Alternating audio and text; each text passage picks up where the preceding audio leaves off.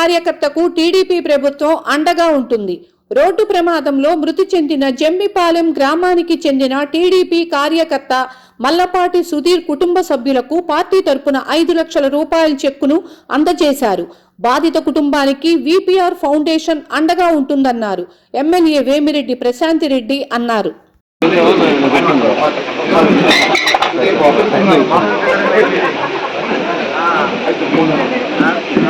మన పార్టీ కార్యకర్త సుధీర్ బాబు అని ఇక్కడ పడుగుపాడుకి చెందిన ఆయన 3 నెలల క్రితం మరణించడం జరిగింది.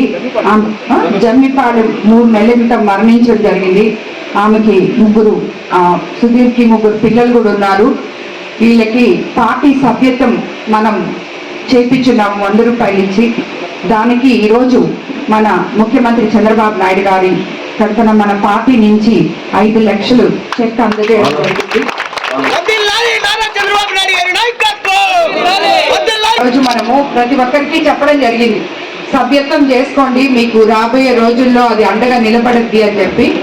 కానీ ఈరోజు 3 పిల్లల్ని పెట్టుకున్న ఆమెకి ప్రభుత్వం 3 నెలల లోపునే 5 లక్షలు అందివ్వడం జరిగింది.